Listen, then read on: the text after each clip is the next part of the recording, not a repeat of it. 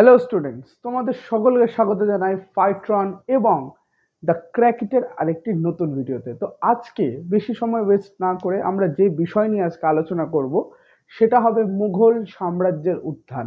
ইতিমধ্যে আমরা আমাদের আগের ভিডিওতে অলরেডি বাবর কি করে ভারতে এসেছিল সব কিছুর ব্যাপারে একটা ডিটেলড একটা ভিডিও আমরা অলরেডি আমাদের চ্যানেলে আপলোড করে দিয়েছি। যদি তোমরা সে ভিডিওটা এখন পর্যন্ত না দেখে থাকো, if you have not checked that video yet, then please go and check it out first, then come to the next video to learn better. And it's the time to make your learning better with us. So বেশি সময় নষ্ট না করে আমরা আজকে direct ঢুকবো কোথায়, আমাদের মুঘল সাম্রাজ্যের ইতিহাস সম্পর্কে। তো আগের ভিডিওতে আমি তোমাদেরকে বলেছিলাম যে ভারতে মুসলিম আক্রমণ, মুসলিম অ্যাটাকস, ভারতে মুসলিম অ্যাটাকস হয় 4 পর্যায়ে। আমি একটু রিক্যাপ করি দিই, আমরা যে বিষয় নিয়ে কথা বলি আমাদের এটা একটা মাস্ট কাজ কি রিক্যাপ করিয়ে দেওয়া।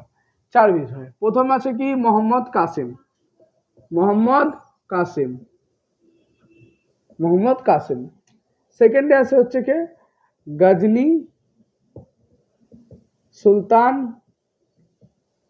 মাহমুদ। থার্ডে কে আছে আমাদের মোহাম্মদ ঘুরি। 4-এ আছে বাবর। তো আমি তোমাদেরকে ইতিমধ্যে এর আগের ভিডিওতে দিল্লি সালতানাত বুঝাতে গিয়ে আমার যা সমস্ত প্লে লিস্ট আছে আমি তোমাদেরকে প্রত্যেকবার কিন্তু রিক্যাপ করে দিয়েছি। And as a teacher it's my duty to make you better. ঠিক আছে, এরপরেও তোমাদেরকেই করতে হবে, it's all your duty to revise it by time to time, and if you are not doing that you will not get the result. So যে main বিষয়টা আমরা আজকে নিয়ে আলোচনা করবো যে ভারতে মুসলিম অ্যাটাক হয় 4 পর্যায়ে। আমি অলরেডি বলছি, I have already discussed it before, so I am not going to West my time on that thing. So আজকে আমরা খুব একটা ব্রিফ ডিসকাশন দেব এই রিক্যাপের উপর। কি brief discussion? I am going to give a brief discussion about it, but you will have a vivid conception about it if you are listening it very carefully. Otherwise you will not get and will be able to understand what I am saying now. So Mohammad Qasim যদি আমরা বলি প্রথম মুসলিম ইনভেডার। মুসলিম ইনভেডার means মুসলিম আক্রমণকারী। ভারতে আসেন তিনি কত সালে? 712 সাল, 712 এডি। 712 খ্রিস্টাব্দের আগে কিন্তু মানে ভারতে আমাদের কোনো মুসলিম রাজা আমরা এর আগে দেখতে পাইনি। মগধের উত্থান থেকে শুরু করে, মগধ কি আমি তার আগেও চলে যাই, সিন্ধু সভ্যতা শেষ হলো, বৈদিক যুগের সূচনা হলো। বৈদিক যুগের পর বুদ্ধদেব, জৈনদের 24খানা তীর্থঙ্কর, সে ঋষভনাথ থেকে শুরু করে পার্শ্বনাথ, বর্ধমান মহাবীর, সবাই যিনি এসেছিলেন, যারা এসেছিলেন কারোর মধ্যে কিন্তু আমরা এই মুসলিম ভাবধারা বা ইসলামিক ভাবধারা আমরা পাইনি।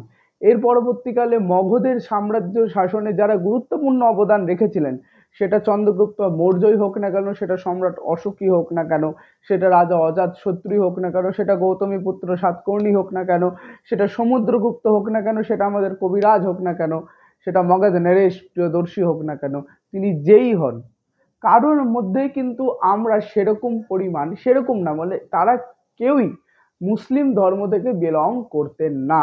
Try to understand my point very carefully. তারা কেউ কিন্তু মুসলিম সম্প্রদায় থেকে বিলং করতেন না। তারা সবাই কি ছিলেন? হিন্দু। এর পরবর্তীকালে হিন্দুইজম বা সনাতন ধর্মাবলম্বী। এর পরবর্তীকালে তারা তৎকালীন সমসাময়িক বিভিন্ন ধর্ম প্রচারক, যেমন বলা যেতে পারে স্বয়ং গৌতম বুদ্ধ এবং জৈন যারা ছিলেন, জৈন তীর্থঙ্কর, বিশেষত মহাবীর দ্বারা ইনফ্লুয়েন্সড হয়ে যিনি চতুর্জামকে পঞ্চমহাব্রতে পরিণত করেন। চতুর্জাম কি কি ছিল? অচর্য, অপরিগ্রহ, সর্বদা সত্য কথা বলা এবং অহিংসা, কারোর প্রতি হিংসা না করা। এর পরবর্তীকালে বর্ধমান মহাবীর কি করেন? এই 4টার সাথে 5 নম্বর হিসাবে একটা নতুন বিষয় যোগ দিয়ে দেন, যেটা হচ্ছে ব্রহ্মচর্য। ব্রহ্মচর্য কোথা থেকে টেকেন করা হয়েছে? It has already been taken from কি হিন্দুইজম। হিন্দুইজমের যে আমাদের বর্ণ ব্যবস্থা ছিল, চতুরাশ্রম ছিল, এই চতুরাশ্রমের মধ্যে প্রথম ছিল ব্রহ্মচর্য, তারপরে ছিল গার্হস্থ্য, তারপর বানপ্রস্থ, তারপর সন্ন্যাস। তো তিনি বলেন বর্ধমান মহাবীর হিন্দু ধর্মের দ্বারাও কিন্তু অনেকটা ইনফ্লুয়েন্স ছিলেন। সেটার জন্যই কিন্তু বলা যেতে পারে। আর যেহেতু এদের প্রচারের আগে, হ্যাঁ, তো এরা মূলত যারা ছিলেন ধর্ম প্রচারকরা, তীর্থঙ্কররা মূলত হিন্দুইজম থেকে কিন্তু বিলং করতেন। সিদ্ধার্থের মানে অর্থাৎ গৌতম বুদ্ধের যদি আমরা আগের জীবনে দেখি, নেপালের এক কপিলাবস্তু নামক জায়গাতে তিনি জন্মগ্রহণ করেন এবং সমস্ত কিছু এই যে যা যা বিষয় ছিল, সিদ্ধার্থ একটা রাজার পরিবারের ছেলে এবং সে জানতোই না মৃত্যু কি জিনিস। তো এরকম অনেক ঘটনা আমরা জানি। পরবর্তীকালে তিনি দেখেন সে সময় মরণ ব্যাধি প্লেগ প্রচন্ড পরিমাণে ছড়ায়, আমরা দেখি সেই সমস্ত ইতিহাস সবই দেখি। তো অলরেডি সেই বিষয়ে আমরা যাচ্ছি না। মেন কথা হচ্ছে 712 সালের আগে কিন্তু ভারতবর্ষে কোনো মুসলিম রাজা আমরা পাইনি।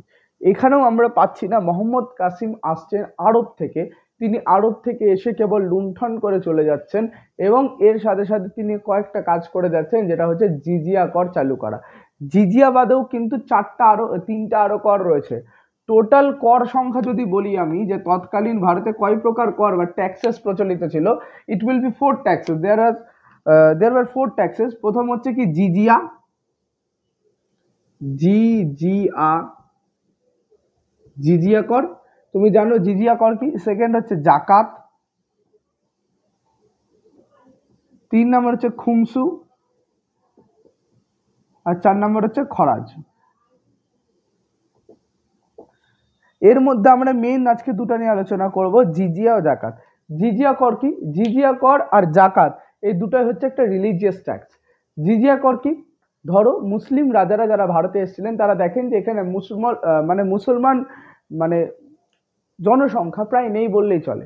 সবাই কি বিভিন্ন ধর্মাবলম্বী, কেউ বুদ্ধ, কেউ জৈন, কেউ হয়তো পার্সি, বিভিন্ন জায়গা থেকে তারা বিলং করছে, কিন্তু মুসলিমদের সংখ্যা খুব কম। ফলে এরা কি করে, জিজিয়া কর নামক একটা কর চালু করে। জিজিয়া কর কি? Religious tax. ধরো সাপোজ আমি একজন মুসলিম শাসক, আমি আক্রমণ করেছি এবং আমার কাছে পাওয়ার আছে, আমার কাছে অটোনমি আছে, আমার কাছে আমার টাকা পয়সা আছে, ফাইন্যান্স দিক থেকে আমি স্টেবল, আমি রাজাকে হারিয়েছি, আমি লুণ্ঠন করেছি, আমি আমার যা খরচা হয়েছিল আমি সেটা কিন্তু তুলে নিয়েছি এবং বেশি কিছু তুলেছি। ফলে কি, যার কাছে মানি আছে তার কাছে পাওয়ার আছে। ফলে জিজিয়া কর কি, ধরে নাও আমি একটা মুসলিম রাজা, আমি কোনো একটা জায়গায় গেলাম, সেই জায়গাতে আমি দেখছি যে সেখানে হয়তো অমুসলিম সম্প্রদায় যারা, তাদের কিন্তু সংখ্যা অনেক বেশি। তো আমি কি করব, ওদের ওখান থেকে ওরা যে ধর্মটা পালন করছে, ওদের ধর্ম যাতে ওরা সুষ্ঠুভাবে পালন করতে পারে সেই রকম বিষয় মাথায় রেখে সেই রকম ব্যাখ্যায় দেওয়া হয় যে ধর্মকর, এটা ছিল এক প্রকারের ধর্মকর। অর্থাৎ আমি মুসলিম একজন, আমি অমুসলিম সম্প্রদায়ের কাছ থেকে একটা কর নেব, তারা যেহেতু ধর্ম নিজের পালন করছে। এরকম ট্যাক্স কিন্তু বলা যেতে পারে যে আকবর কিন্তু শেষ করেছিলেন। আকবর এছাড়া ওই যে হিন্দুদের যে তীর্থকর দেওয়া হতো, অর্থাৎ হিন্দুদের বিভিন্ন তীর্থস্থানে যাওয়ার জন্য মোঘল আমলে কর দেওয়া হতো। কি কর দেওয়া হতো? যে এক প্রকার এটাও একটা ধর্মকর ছিল, তীর্থকর। আমি হয়তো কোনো একটা জায়গায় তীর্থ করতে যাচ্ছি, কাশী, বৈদ্যনাথ ধাম হতে পারে, সেটা বিশ্বনাথ ধাম হতে পারে, সেটা যে কোনো জায়গা আমি ধরো তীর্থ করতে যাচ্ছি, তো আমাকে I have to pay a particular amount of a tax to the Mughal empire. Mughal এম্পায়ারকে যদি আমি না দিই, so they will not give me the permission to do that. তো আমাকে সেটা কি করতে হতো, অপরজনের কাছ থেকে নেওয়ার জন্য আমাকে কিছু একটা টাকা প্রদান করতে হতো। জিজিয়া করও ছিল তাই, যে আমি আমার ধর্ম পালন করব, এটার জন্য আমি ট্যাক্স দিব। কাকে দিব? রাজাকে। চালুকে করেছিল মোহাম্মদ কাসিম। মোহাম্মদ কাসিম কি করে, জিজিয়া কর চালু করে। জিজিয়া কর কি? এক প্রকারের রিলিজিয়াস ট্যাক্স, যেটা একজন মুসলিম শাসক অমুসলিম প্রজাদের কাছ থেকে আদায় করত, যেহেতু তারা মুসলিম কমিউনিটি থেকে বিলং করে না। এটা এক প্রকারের রিলিজিয়াস ট্যাক্স ছিল। কিন্তু এই ট্যাক্সের একটা ইতিবাচক দিকও ছিল। ইতিবাচক দিক কি? মহিলা, বিকলাঙ্গ, ব্রাহ্মণ, আচ্ছা ব্রাহ্মণদের কিন্তু জিজিয়া কর থেকে মুক্ত রাখা হয়। ব্রাহ্মণদের কিন্তু জিজিয়া কর থেকে মুক্ত রাখা হয়, বলা হয় যে ব্রাহ্মণদেরকে এখানে কর দিতে হবে না। তো কে কে ছিল?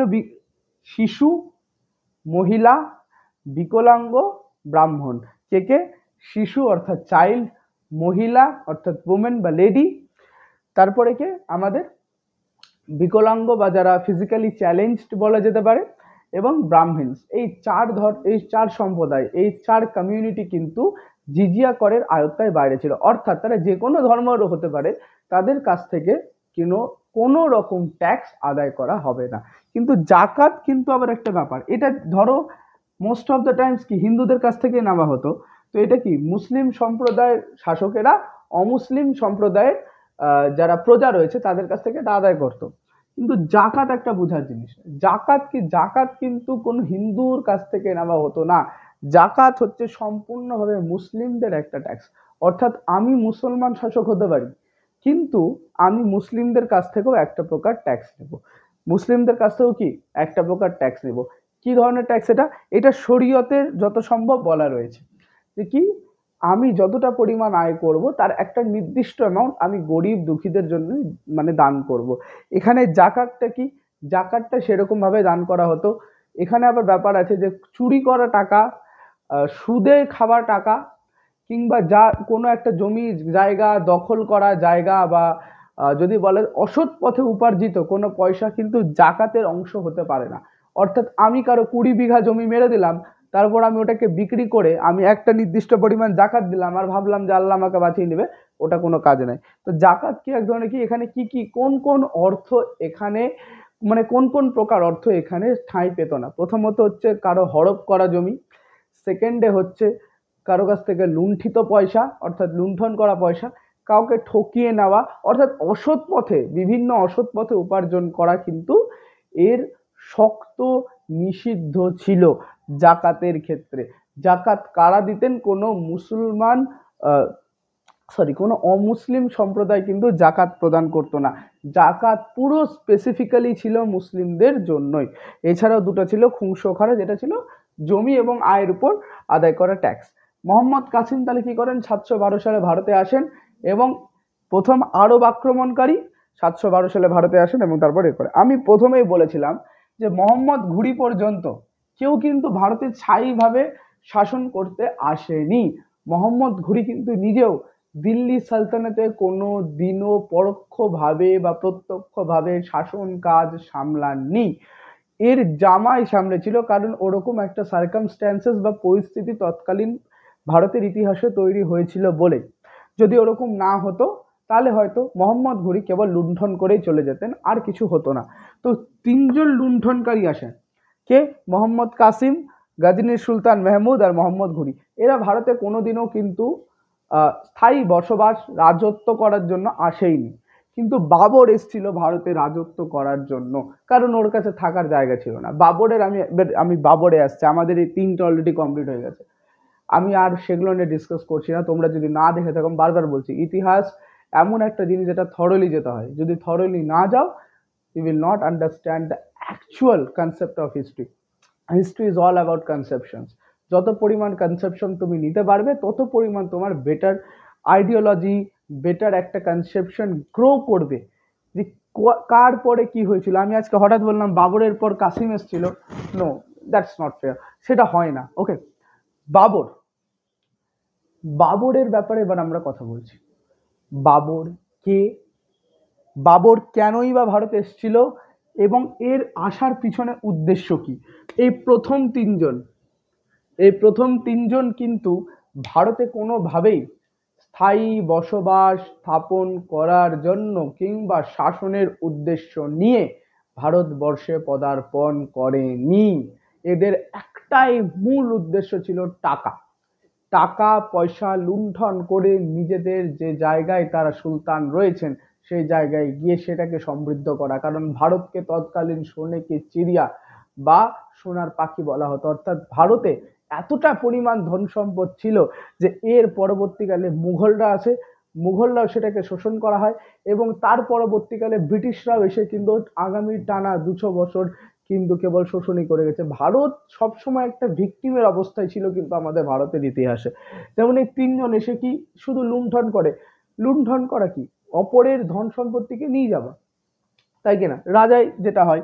তো এই তিনজন কি এসছিল মূলত লুণ্ঠন করার জন্য, কিন্তু বাবর কিন্তু স্থায়ী বসতি বা এখানে শাসন করার জন্যই এসছিল। এর একটা বড় কারণ হচ্ছে বাবর যে জায়গার শাসক ছিল সেটা হচ্ছে আফগানিস্তান। এবার আমি প্রত্যেক ভিডিওতে কম না কম বা বেশি বলেই থাকি যে আফগানিস্তান এবং ডেকান অর্থাৎ দক্ষিণ ভারত, নর্মদা নদীর নিচের অংশটা, এতটা কমপ্লিকেটেড তাদের টোপোগ্রাফি যে সেখানে কোনো স্থায়ী রাজা থাকতে পারে না, স্থায়ী রাজা থাকতে পারে না, এত বাজে টোপোগ্রাফি। ধরে নাও আমি সাপোজ দিয়ে বলছি বাবর এ জায়গার রাজা, সে বি জায়গাতে দখল করবে, ঠিক আছে, আর একটা সি জায়গা আছে এ বি সি। বাবর ভাবছে আমি তো এ জায়গার রাজা হয়েই আছি, আমি কি করব এই বি জায়গাটাকে নিজের দখলে নেব। তো বাবর কি করলো, এ জায়গাটা ছেড়ে বি জায়গাটা আছে, বি জায়গাটা দখল করলো। এবার যতক্ষণে সে এখানে ফিরে যাবে তার আগের অবস্থাতে অলরেডি অপর কোনো রাজা এসে কিন্তু এটা অলরেডি দখল করে নিয়েছে, ফলে এটা বাবরের নাগালের বাইরে। এবার বাবর কি শক্তি যোগে বি থেকে আবার এতে যাবে যে আগের জায়গাটা আমি ফেরত নিব, ততক্ষণে বি কেও দখল করে নিয়েছে। এবার এ থেকে আবার বলছে না এটা তো অলরেডি দখল করে না, তাহলে এখানে যাওয়া ঠিক হবে না, এটা আমার মূল জায়গা, তাই আমি বারবার এখানে ফিরে আসছি। বা এ থেকে আমি এবার কোথায় যাবো, সিতে আমার নজর পড়লো, আমি সিতে যাবো। যখন সিতে গিয়ে সে দখল করলো, এ আবার কেউ দখল করে নিল। ফলে কি এই আফগানিস্তানের টোপোগ্রাফি এত বাজে ছিল যে কেউ একজন শাসক যদি তার সিংহাসন ছাড়তো, লোকজন একদম কি বলবো যে সিংহের ক্ষুধার্ত সিংহের মতো লালিয়ে থাকতো সিংহাসনটা দখল করার জন্য। It also happened with Babur as well. ঠিক আছে, এই রকম জিনিস যাতে বাবরের সাথে না হয়, যাতে একটা তিনি শাসনের স্টেবিলিটি আসে, সেটার জন্য কিন্তু বাবর ভারতে আসে এবং বাবরের চোখ পড়ে দিল্লি সালতানাতে। এর একটা বড় কারণ, এবার আগের দিনে আমি বাবরের হালকা পরিচয় বলেছিলাম, কিন্তু মেন ফ্যাক্টর যেটা যে গল্পটা, সেটা কিন্তু আজকে ডিসকাস করব আমরা। পুঙ্খানুপুঙ্খ ডিসকাশন হবে, একদম খুব ভালোভাবে তোমরা বুঝবে কি বলতে চলেছি আমি। সালটা 1526, এখনো পানিপথের যুদ্ধ হয়নি। সালটা কত বললাম, 1526।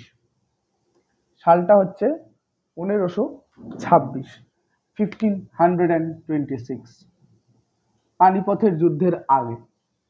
এই সময় দিল্লির সিংহাসনে বিরাজমান ইব্রাহিম লোদি, লোদি বংশের সর্বশ্রেষ্ঠ এবং শেষ রাজা ইব্রাহিম লোদি। যদি আমি বলি লোদি বংশের প্রতিষ্ঠাতাকে, ইট উইল বি বহুলুল লোদি। তারপরে কি আছে, সিকান্দার লোদি, নামে সিকান্দার ছিল কিন্তু কাজে সেরকম ভাবে ছিল না। আর তারপরে কে আসে, ইব্রাহিম লোদি। এই ইব্রাহিম লোদি যথেষ্ট একজন দক্ষ শাসক, একজন সুদক্ষ ব্যক্তিত্বের অধিকারী একজন মানুষ ছিলেন। কিন্তু ইব্রাহিম লোদির পিছনে চক্রান্ত প্রচুর পরিমাণে হয়। যেমন আমরা বাংলার ইতিহাসে, যারা স্পেসিফিক্যালি পশ্চিমবঙ্গ থেকে দেখছো ভিডিওটা, তারা অলরেডি জানো যে বাংলার মাটিতে মীর জাফরের মতো যে বিশ্বাসঘাতকতা হয়েছিল, জন্মেছিল, মীর জাফরের মতো যে বিশ্বাসঘাতক জন্মেছিল, সেটা গোটা ইতিহাসে কলঙ্কিত। কিন্তু এর থেকেও কলঙ্কিত একটা জিনিস রয়েছে, সেটা কি, দিল্লি সালতানাতের ইতিহাসে। দিল্লির সুলতান এখন ইব্রাহিম লোদি, দিল্লির সুলতান ইব্রাহিম, ইংলিশে লিখে কাজে দেবে না, শিক্ষিত দেখাবে, ইব্রাহিম লোদি, দিল্লি সিংহাসনে বসে ইব্রাহিম লোদি। ইব্রাহিম লোদির যখন দিল্লি সিংহাসনে বসে অনেকজন ক্ষোভ প্রকাশ করে, এর মধ্যে চারজন ছিল অন্যতম, এর মধ্যে ছিলেন একজন রাজপুত রাজাও। দিল্লি সালতানাত কিন্তু যথেষ্ট একটা বড় বিশাল পরিমাণ এক্সপ্যান্ড করে গেছিল এই সময় 1526 সালে, যদিও পরবর্তীকালে টুকরো টুকরো টুকরো টুকরো হয়ে ভাঙতে থাকে। বাহমনি সাম্রাজ্য এবং বিজয়নগর সাম্রাজ্য কিন্তু মোগল কালে সরে, দিল্লি সালতানাতের কালে না, এটা মাথায় রাখবে। বাহমনি সাম্রাজ্য, বিজয়নগর সাম্রাজ্য, যার রাজা ছিলেন রাজা কৃষ্ণদেব রায় এবং হরিহর বুক্কা নামে প্রতিষ্ঠাতা রয়েছে, সেটা পরে বিষয় আমরা পরে দেখব। তো ইব্রাহিম লোদি দিল্লি সিংহাসনে বিরাজমান। এই সময় যে চার ব্যক্তিত্ব এর থেকে প্রচন্ড ক্ষেপে ছিল বলা যেতে পারে, এই চার ব্যক্তিত্বের নাম হচ্ছে আরাম খান লোদি,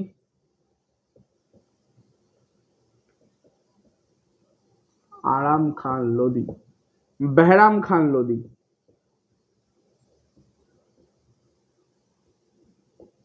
একজন রাজপুত রাজা রানা সাঙ্গা,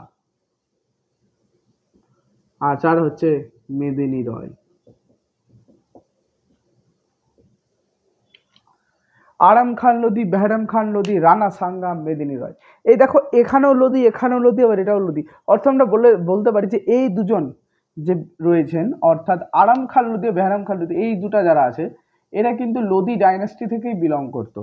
কিন্তু এদেরও ইচ্ছা ছিল কিন্তু রাজা হবার বা রাজার সমপদস্থ হবার, কিন্তু এদের যোগ্যতার কারণে এদেরকে কিন্তু রাজার পদে অবতীর্ণ বা রাজার পদে নিয়োগ করা হয়নি।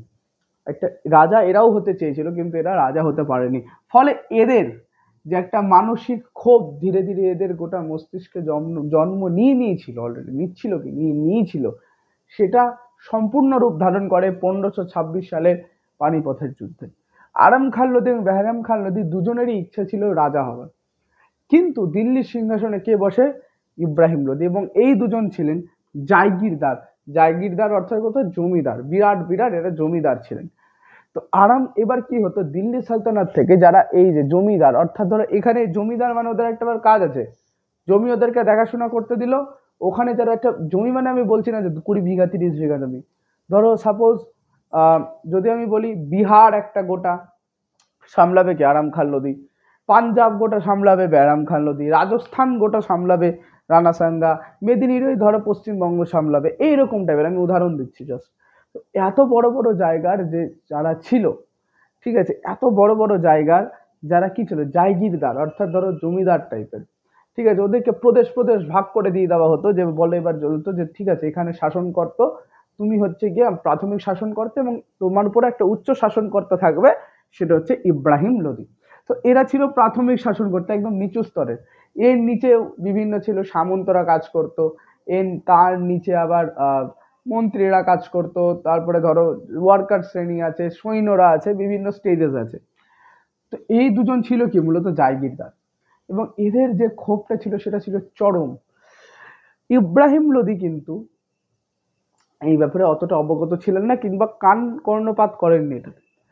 আরাম খান লোদি এবং বেহরাম খান লোদির যে ক্ষোভটা 1526 সাল আস্তে আস্তে একদম তীব্র আকার ধারণ করে, এবং ইব্রাহিম লোদির বিরুদ্ধে তারা এতটা শক্ত পদক্ষেপ নেয় যে তাকে তারা মেরে ফেলার প্ল্যান করে। এখানে ঘটনাটি ঘটে এমনভাবে যে আরাম খান লোদি এবং বেহরাম খান লোদি যারা দুজন জায়গিরদার ছিলেন, বারবার বলছি কি জায়গিরদার, জায়গিরদার কথা তো জমিদার টাইপের, বড় জমিদার। এবার জমিদারের কাজ কি ছিল? জমি যারা আছে, যে জায়গাগুলোতে আছে, সেখান থেকে কি করা? ট্যাক্স কালেক্ট করা, এবং সেই ট্যাক্সের একটা নির্দিষ্ট পরিমাণ অর্থ কিন্তু সালতানাতকে দিতে হতো। সালতানাতকে কি করতে হতো? দিতে হতো। ধরো কাগজ, এটা কি হতো? হিসাবটা কাগজে কলমে হতো। তো ধরে না, আমি যদি সাপোজ বলি যে এই যে ছিল এরা, এটা কিন্তু একজন রাজা ছিল, ঠিক আছে, আর মেদিনী রয় কিন্তু একটা জায়গিরদার হিসাবে বলা যেতে পারে। তো এই তিনজন, ঠিক আছে, এই যে মূলত এরা যে ছিল, এদের কাছ থেকে কি হয়? এদের দুজোর কাছ থেকে বলা হয় যে ঠিক আছে, তোমরা এখান থেকে তো ট্যাক্স কালেক্ট করছো, বার্ষিক ধরে নাও 20% অফ দ্য অ্যানুয়াল অ্যামাউন্ট তোমাকে কি করতে হবে? দিল্লি সালতানাতকে পেড করতে হবে। 20 খুব কম হয়ে গেল, আমি করে দিই এটা 40%। 40% অফ দ্য অ্যানুয়াল অ্যামাউন্ট তোমাকে পে করতে হবে সালতানাতকে, এবং বাকি 60% কি হতে পারে? তুমি রাখতে পারো, ওখান থেকে আবার এক্সপেন্সেস আছে, সব কিছু আছে। আচ্ছা, ব্যাপার একটা বলা ভালো, যে ইব্রাহিম লোদি কিন্তু এদেরকে সৈন্য অ্যালট করতো, যাতে যদি ভিতরে কোনো সিভিল ওয়ার বা গৃহযুদ্ধ টাইপের কিছু হয়, যাতে তারা সামাল দিতে পারে সালতানাতের সেনা। সেটার জন্য ইব্রাহিম লোদি কি এদেরকে সেনা পর্যন্ত অ্যালট করতো। তো এদের কাছে নিজের পদাতিক সৈন্য, হাতি, ঘোড়া, যেমন একটা রাজার থাকে সেরকম একটা কিন্তু এদের ছিল।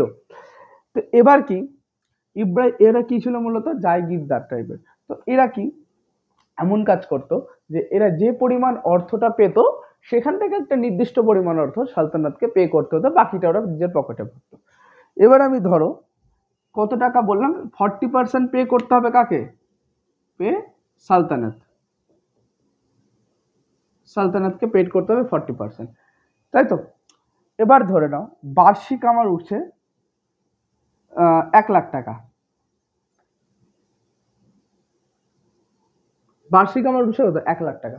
তো আমাকে 40,000 টাকা কাকে পে করতে হচ্ছে? সালতানাত। বাকি 60,000 আমার, এর মধ্যে আমার কি রয়েছে?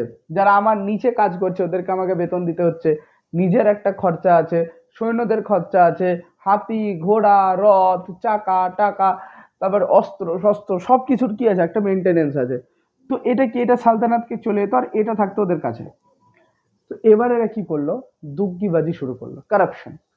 কেমন ধরনের কারাপশন, যে এরা কি করতো, হিসাবটা কম দিতে লাগতো। অর্থাৎ ধরো 1,00,000 টাকা বার্ষিক হয়েছে, যেমন ইকতা ব্যবস্থাতে হয়েছিল, জাস্ট রিমেম্বার দ্যাট, যেমন ইকতা ব্যবস্থাতে হয়েছিল, সুলতান ইলতুৎমিশ যেমন ইকতা ব্যবস্থাতে করেছিল, ওখানে যেমন কারাপশন ছিল, এখানেও সেরকম করাপ্টেড মানুষ বাড়তে থাকে। এর মধ্যে মেন ছিল আরাম খান নদী আর বেহরাম খান নদী। এরা কি করে, যে ধরো যে বার্ষিক 1,00,000 টাকার উঠে, সেটা ওরা কমিয়ে দেখালো, এবার ফসল ফলেনি, এবার কম হয়েছে, এবার মহারাজ 1,00,000 টাকা হয়নি, এবার 50,000 টাকা হয়েছে। এবার ধরো 50,000 টাকা হয়েছে,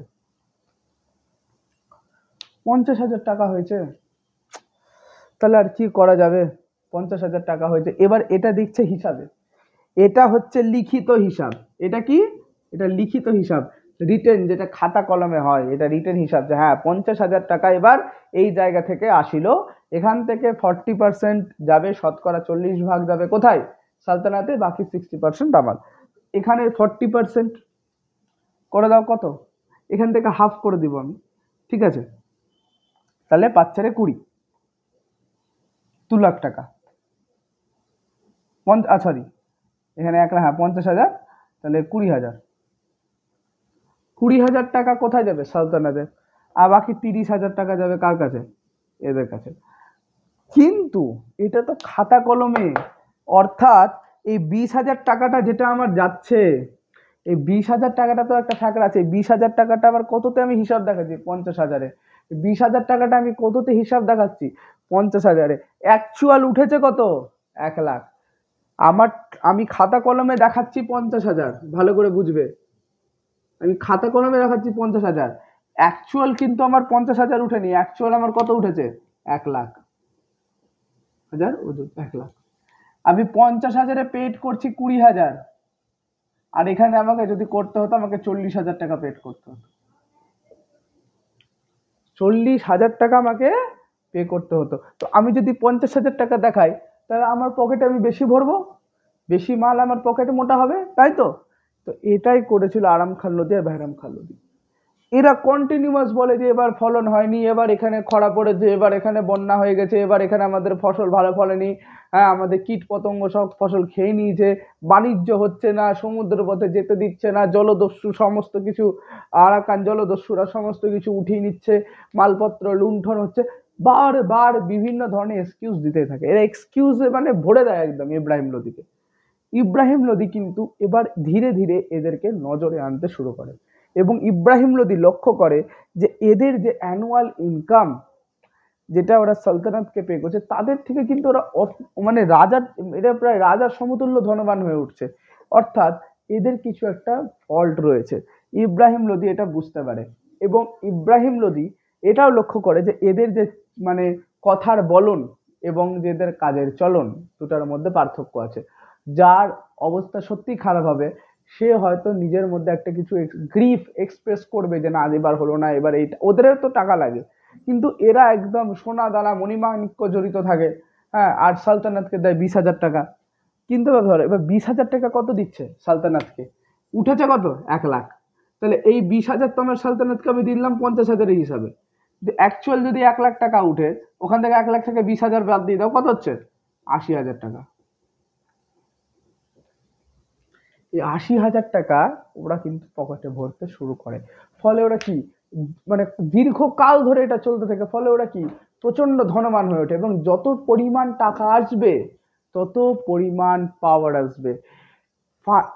সত্যি কথা বলতে গেলে, money brings the power to you, and from where will you get the power, from the pen, from the education that you are getting it now. Education is the most powerful thing that can bring a most magnificent power to you if you have decided to done the same thing that you are going to do in your future. If you are already committed to your dream, no one can steal your dream from you. You have to face it, you have to achieve it. Okay, you have to do, you have to have a hungerness in you, ঠিক আছে? Hungerness is the most precious thing that can actually lead to তোর actual dream. তোমাকে কি করতে পারে, তোমাকে হাঙ্গারনেসটা নিয়ে যাবে। এবার কি ব্যাপারটা হচ্ছে এখানে এমন এসে দাঁড়ায় যে এই রকম ব্যাপার যে ৮০,০০০ টাকা আমার পকেটে ঢুকতে থেকে উইদাউট এনি ইনফরমেশন, এটা দীর্ঘকাল ধরে চলে। এবং আরাম খান লোদি, বেহরাম খান লোদি, ইব্রাহিম লোদি এর প্রায় সমতুল্য হয়ে ওঠে। সমতুল্য মানে কি, অর্থের দিক থেকে এর কিন্তু এটা কি, এটা ব্ল্যাকমেল। ইব্রাহিম লোদি এটা লক্ষ্য করে এবং একটা দারুণ দান মারে রানা এই এই দুজনকে উপড়ে ফেলার জন্য। এই দুজনকে কি করে, উপড়ে ফেলার জন্য। আরাম খান লোদি এবং বেহরাম খান লোদির কাছ থেকে এরা গত 10 বছরের যা যা হিসাব সব চেয়ে বেড়ায়, সব চেয়ে পাঠায়। এবং এই দুজন নাকচ করে দেয় এবং দুজন ঘাবড়ে যায় যে না, সুলতান দিল্লি সালতানাতের রাজা কি আমাদের উপর আর ভরসা করে না, সুলতান কি আমাদের উপর ভরসা নাই, এতদিন ধরে আমরা ইয়ে করলাম ও করলাম, হ্যান করলাম ত্যান করলাম, সুলতান আমাদের উপর আর ভরসা করে না। হ্যাঁ, সুলতান কারোর উপর ভরসা করে না, আজকে আমাদেরকে বলেছে কালকে তোমাদেরকেও বলতে পারে। হ্যাঁ, ইনফ্লুয়েন্স করতে শুরু করে বাকি রাজাদের, বাকি জাগিরদারদের, যে না এবার তোমরা কার বিরুদ্ধে হও, ইব্রাহিম লোদি। এতদিন বছর ধরে আমরা খাটলাম, এত কি পেলাম, বদনামি যে আমরা টাকা চুরি করেছি। সবাই দেখলো যে না, ঠিকই বলেছে, কিন্তু এরা তো আসলে কারাপ্টেড ছিল। এরা কি করে, পরবর্তীকালে কাউকে টাকা দিয়ে, কাউকে ইনফ্লুয়েন্স করে, কাউকে উপহার দিয়ে নিজের দলে করে নিতে থাকে। কে, আরাম খান লোদি আর বেহরাম খান লোদি। এবং ইব্রাহিম লোদি কিন্তু এই হিসাবটা আর পায় না। তো পরবর্তীকালে এটা কি করে, ইব্রাহিম লোদি কিন্তু এদের উপর প্রচন্ড খেপে যায়। ইব্রাহিম লোদি কিন্তু এদের উপর প্রচন্ড খেপে যায়। আর এই সময় এরা দুজন লক্ষ্য করে যে আফগানিস্তানের দূরে, আফগানিস্তানে একটা বাজ বসে আছে যার নাম হচ্ছে বাবর মির্জা। বাবরের কাছে এরা যায়, গুপ্তচর পাঠায় এবং বাবরকে বলে, বাবর আপনি ভারতে আসুন, ভারতে এসে আপনি ইব্রাহিম লোদিকে হত্যা করুন, ইব্রাহিম লোদির সাথে যুদ্ধ করুন, এতে যা যা সহায়তা লাগবে আমরা দিব, যা যা সহায়তা লাগবে আমরা করব। ইব্রাহিম লোদিকে এটা বলা হয়, সরি, আর এটা কাকে বলা হয়, বাবরকে। কারা বলে, আরাম খান লোদি, বেহরাম খান লোদি। এবং এরা দুজন পরবর্তীকালে রানা সাঙ্গা ও মেদিনী রায়কেও নিজের পক্ষে করে নেয়। অর্থাৎ আরাম খান লোদি, বেহরাম খান লোদি, রানা সাঙ্গা, মেদিনী রায়, এই চারজনই কার বিরুদ্ধে চলে যায়, দিল্লি সালতানাতের বিরুদ্ধে। এই রানা সাঙ্গা তো একজন রাজপুত নেতা ছিলেন এবং রাজপুত ও ইসলামের মধ্যে তখন একটা সংঘাত চলছিল বহুত দিন ধরে। কারণ রাজপুতরা চাইছিল যে আমাদের ক্ষমতা আসীন থাকবে এবং মুসলিম যারা শাসকেরা ছিল তারা ভাবছে আমরা ক্ষমতা আসীন থাকবো। তো এরা দুজন একে অপরকে দলিত করতেই কিন্তু বহুত দিন ধরে কেবল দমড়ে পিছড়েই মরেছে, এটা সত্যি। তো এরা দুজন কার বিরুদ্ধে চলে যায়, ইব্রাহিম লোদির বিরুদ্ধে। সাত কার দেয়, আরাম খান লোদি, বেহরাম খান লোদি। এবার একটা ব্যাপার, এখানে এটা রিলিজিয়ান ভাবছে না। আমার শত্রু ইব্রাহিম লোদি আর ইব্রাহিম লোদির শত্রু আমার বন্ধু। আমার শত্রু, এই দুজনের শত্রু ইব্রাহিম লোদি আর ইব্রাহিম লোদির যে শত্রু আছে যারা, তারা তো আমার বন্ধুই। তো এরা চারজন কার বিপক্ষে হয়ে যায়, ইব্রাহিম লোদি। এবং এরা চারজন মিলে বাবরের সাথে, মূলত এরা দুজন মিলে বাবরের সাথে কন্ট্যাক্ট করে এবং বাবরকে আমন্ত্রণ পাঠায় যে আপনি এসব ইব্রাহিম লোদির সাথে যুদ্ধ করুন। এবং এই ইব্রাহিম লোদির সাথে বাবরের এক সংঘাত তৈরি হয়। এখানে অলরেডি বলে দেওয়া হয় গুপ্তচরের মাধ্যমে যে আমরা ইব্রাহিম লোদির সেনার পক্ষ হয়ে লড়লেও আলটিমেটলি কিন্তু আপনার পক্ষ থেকেই লড়বো, অর্থাৎ বিশ্বাসঘাতকতা। কেমন বিশ্বাসঘাতকতা, আমি প্রথমেই বলেছিলাম ইব্রাহিম লোদি কিন্তু এদের দুজনকে সেটা কেমন সৈন্য টৈন্য দিয়ে একদম কিন্তু ভরে রেখেছিল, যাতে কোনো সিভিল ওয়ার বা কোনো একটা যদি কেওয়াটিক সিচুয়েশন তৈরি হয় they can actually handle it. এটা কিন্তু রিয়েলিটি ছিল। তো এদের কাছে পদাতিক সৈন্য ছিল, হাতি ছিল, ঘোড়া ছিল, তীর ধনুক সবই ছিল, যা যা দরকার ছিল সব ছিল। এরা এবার এদের কাছে তো নিজের সেনা আছেই, আর এদেরকে কি পাওয়ার করছে দিল্লি সালতানাত, এবং এদের কাছে তো নিজের ওন সেনা আছেই। সব সেনা নামলো। আর এই সময় ইব্রাহিম লোদি সাহায্য চেয়ে পাঠায় আশেপাশের সম্রাটদের যে আপনি আমাদেরকে সহায়তা করুন, এর ফলে যদি আপনারা আমাদেরকে সহায়তা করুন এবং আমরা যদি জিতে যাই সালতানাত আপনাদের প্রতি কৃতজ্ঞ থাকবে, এটা বলা হয়। তো এরা দুজনে উপর মেনে নেয় কাকে, ইব্রাহিম লোদিকে। কিন্তু ভেতর ভিতর কার সাথ দেয়, বাবর। বাবরের এরা কিন্তু সাথ দিতে শুরু করে এবং বাবরের সাথে এদের যুদ্ধ হয়। কেমন যুদ্ধ, এবার ভালো করে বুঝো। এদের কাছে কিন্তু অলরেডি এরা এখন ধনবান ব্যক্তি, এরা আর জায়গিরদার নাই। জায়গিরদার মানে যদি সৎ পথে থাকতো অতটা উঠতে পারতো না, এরা অসৎ পথে ছিল বলে এর কাছে প্রচুর টাকা। এবং এই টাকার জন্য কিন্তু প্রচন্ড পরিমাণ এদের কাছে কি আছে, শক্তি আছে। মানি ব্রিংস দ্য পাওয়ার, আমি অলরেডি বলে দিচ্ছি, money brings the power and from where you can actually get the power. কোথা থেকে?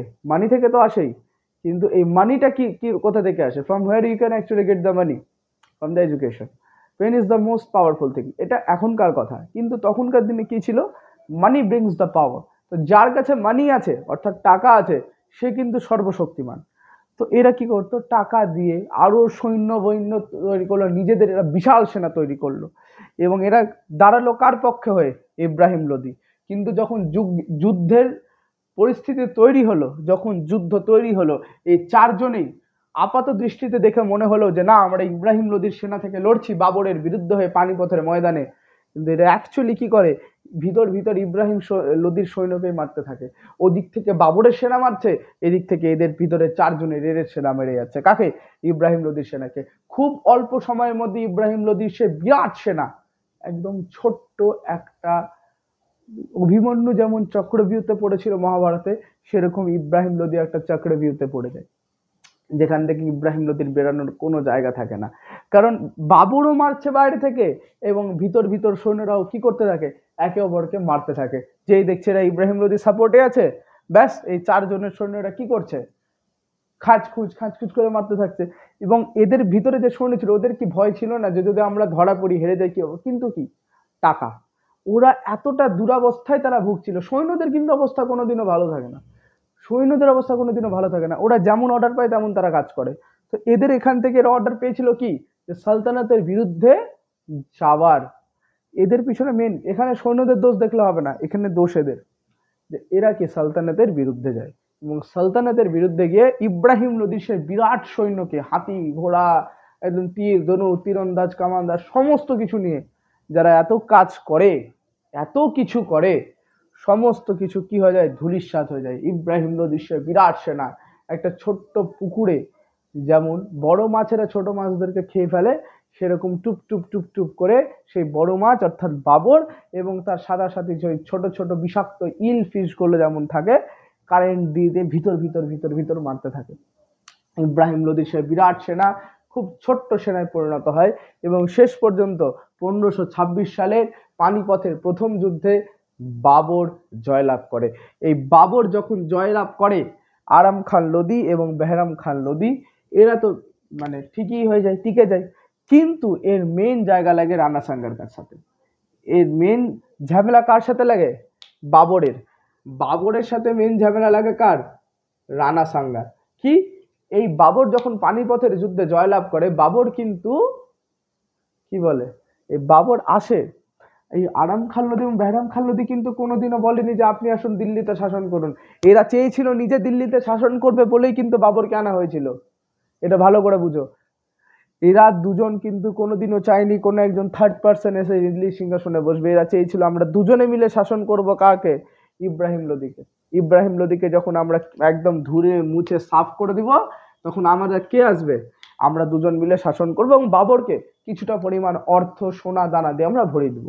কিন্তু বাবর যখন আসে দিল্লিতে, দেখে যে এটার মতো স্টেবল জায়গা আমার কাছে আর জীবনে হবে না। এবার বাবর বলে দেয় আমি যাবই না, সরিয়ে দেখা আমাকে, যাবই না, অকাত থাকলে সরিয়ে দেখা। আরাম খান লোদি আর বেহরাম খান লোদির মাথা পাগলে যায় যে যাকে আমরা ভাবলাম যে এই আসবে, এ তো কাজ করে দিল আমাদের সাথে, এ তো বিশ্বাসঘাতকতা। ব্যাস বাবর কি করে? এই দুজনকে সাফ করে দেয়। বাবর কি করে? এই দুজনকেও সাফ করে দেয়। দেখলো যে না হচ্ছে না, এবার এর বিরুদ্ধে চলে যায় কে? রানা সাঙ্গা। এদের দুজনকে অলরেডি সাফ করে দেয়, মেরে ফেলে দেয়, কোনো কথা নাই। এরা বলে যে আপনি এবার তো বাড়ি যান। বলছে যাইবে নেই করেঙ্গে हम, যাবই না। বাবর বলে আমি যাবই না বাড়ি। কেন?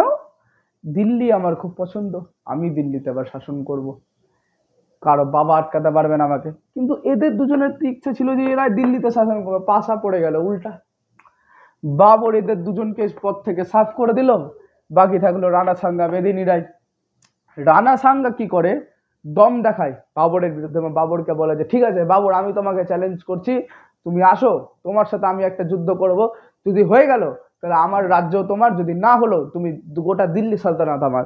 রানা সাঙ্গা বুকের পাটা দেখায় রাজপুত রাজা এবং বাবরের বিরুদ্ধে চলে যায়, এবং বাবর ও রানা সাঙ্গার মধ্যে কি হয়, একটা নতুন যুদ্ধ হয় যার নাম হয় খানুয়ার যুদ্ধ।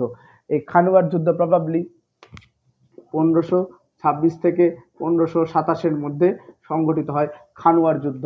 বাবর ও রানা সাঙ্গার মধ্যে এক তীব্র যুদ্ধ চলে এবং শেষ পর্যন্ত রানা সাঙ্গা এই যুদ্ধে পরাজিত হয় এবং রানা সাঙ্গা মারা যায়, এবং মেন্নি রায়কেও পরবর্তীকালে গুপ্ত হত্যাকারী দিয়ে হত্যা করানো হয়, এবং গোটা দিল্লি সালতানাতের সূর্যাস্ত অস্ত যায়, এবং বাবর নতুনভাবে দিল্লি সালতানাতে এক নতুন সূর্যোদয় ঘটান মুঘলিয়া সালতানাতের বা মোগল সালতানাতের। এই মোগল সালতানাত আগামী 1526 অনেক 200 বলা যেতে পারে না, 1526 শুরু, যে 1526 থেকে বাবর এসছে, 1526 থেকে 1764 সালের বক্সারের যুদ্ধ, মোগল রাজা দ্বিতীয় শাহ আলম, আর তারপরে বাহাদুর শাহ জাফর। বাহাদুর শাহ জাফর তো আর কি বললাম, ওই ধরে নাও মহাবিদ্রোহ কিন্তু এদের একটু ছাপ পাওয়া যায়। আমি বক্সারের যুদ্ধই ধরছি 1764 সালে বক্সারের যুদ্ধ, এটাই এদের মেন ছিল। বক্সারের যুদ্ধটাই অব্দি মেন, এরপরেও আসে, ঠিক আছে, বাহাদুর শাহ জাফর টাফর আসে, তো সেটা পরের বিষয়।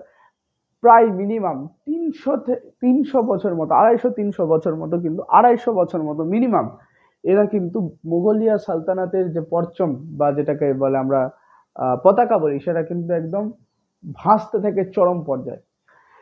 এই বাবর মুঘল সালতানাতের প্রতিষ্ঠাতা, এবং এই পানিপথের যুদ্ধে বাবরের সাথে একটা তার ছেলেও এসেছিল যার নাম হচ্ছে হুমায়ুন। এবারে বাবর ব্যাপারে আমরা বলি। বাবরের জন্ম আমি অলরেডি বলেছি 14 ফেব্রুয়ারি, ভ্যালেন্টাইন্স ডে দিন। বাবরের জন্ম কবে? 14 ফেব্রুয়ারি 1483। বাবার নাম উমর শেখ মির্জা, যিনি ছিলেন তৈমুরলংয়ের বংশধর। মায়ের নাম হচ্ছে কুলতুব নিগার খান, যিনি হচ্ছেন চেঙ্গিস খানের বংশধর। বাবর তার বাবার কাছ থেকে তার উপাধিটা পায়, যার নাম হচ্ছে মির্জা। এছাড়া বাবর একটা বই লিখেছিলেন ফার্সি ভাষায়। কোন ভাষায়? ফার্সি ভাষায়। সেই জন্য ফার্সি ভাষাকে কিন্তু মোগলিয়া সালতানাতের সরকারি ভাষা হিসাবে গণ্য করা হয়। বাবর কি করেছিলেন? বাবর একটা ফার্সি ভাষায় বই লিখেছিলেন যার নাম হচ্ছে Tuzuk e Baburi, not Baburnama. Baburnama is the translated version of Tuzuk e Baburi. Tuzuk e Baburi হচ্ছে বাবরের নিজের অটোবায়োগ্রাফি, এবং বাবরনামা হচ্ছে biography, because it is the translated version of Baburnama. আমি আগের ভিডিওতেই বলেছিলাম, বাবর যখন মারা যায় তার ছেলে হুমায়ুন তাকে আরামবাগে কবর দেয়। এই আরামবাগ কোথায় ছিল? দিল্লিতে। বাবর নিজের বিশ্রামের জন্য একটা জায়গা তৈরি করেছিল, একটা বাগিচা, এবং সেখানে গিয়ে সে আরাম করতো। তা জায়গাটার নাম পড়ে যায় কি? আরামবাগ। জায়গাটার নাম কি পড়ে যায়? আরামবাগ। সে আরামবাগে গিয়ে সে আরাম করতো, এবং পরবর্তীকালে যখন বাবর চিরকালে আরামের জন্য চলে যায়, তো তার ছেলেও তাকে আরাম করার জন্য আরামবাগেই পুঁতে দেয়, আরামবাগেই কবর দেয়। এবং যবে হুমায়ুন পড়তে মানে একবার তার বাবার সেই তুজুকে বাবরি যখন সে পড়তে থাকে, সে দেখে যে বাবার শেষ ইচ্ছা হচ্ছে যে আমি বাবর মরার পর যাতে ভারতবর্ষের মাটিতে আমাকে না কবর দিয়ে যাতে আমাকে আফগানিস্তানের কাবুলে কবর দেওয়া হয়। তো হুমায়ুন কি করে?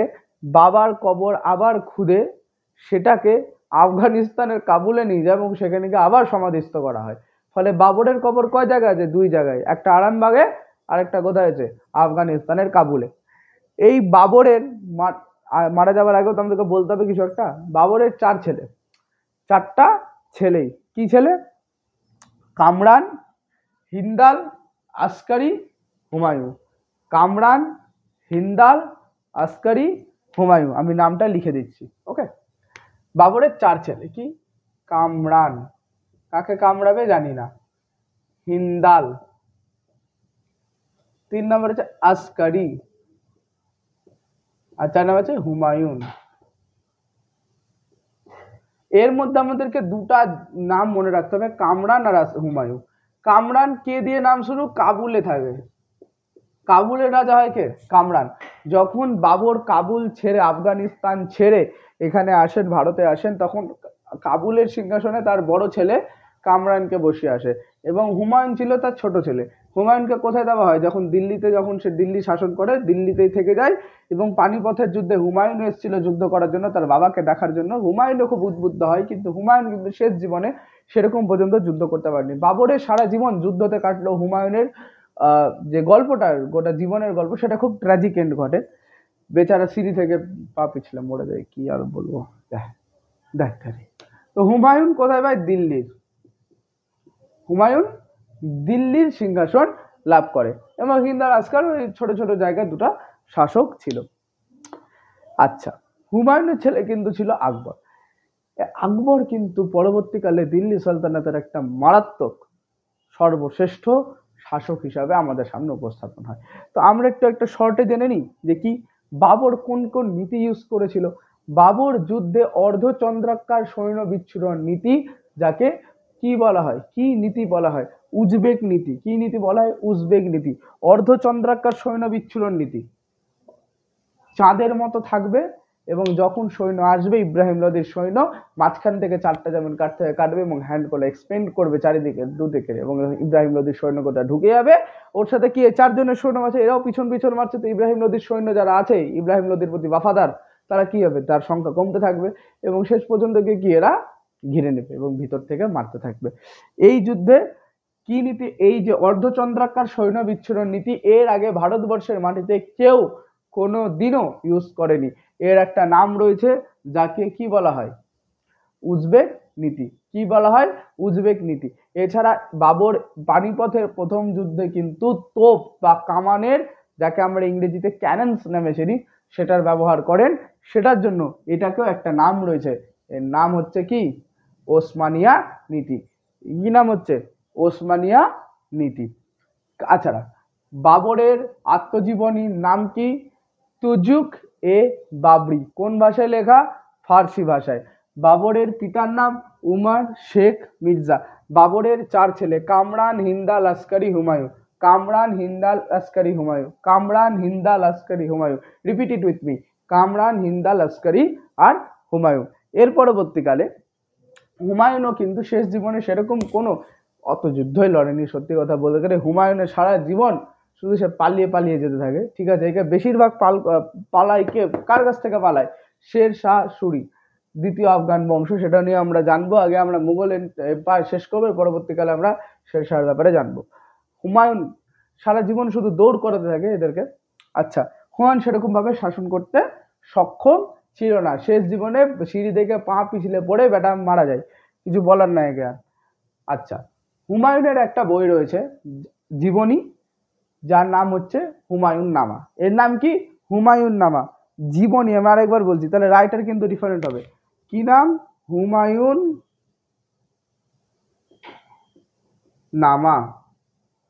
কে লিখেছেন, কে লিখেছেন, গুলবদন বেগম। গুলবদন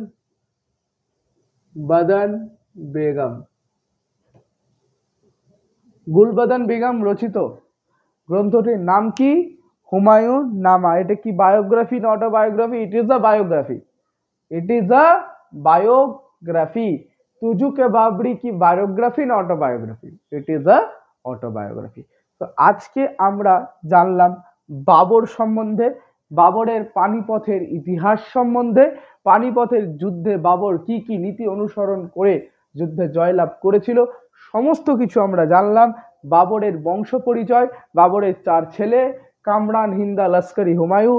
এর পরবর্তীকালে আমরা জানবো মোগল সাম্রাজ্যের সর্বশ্রেষ্ঠ রাজা আকবর এর সম্বন্ধে।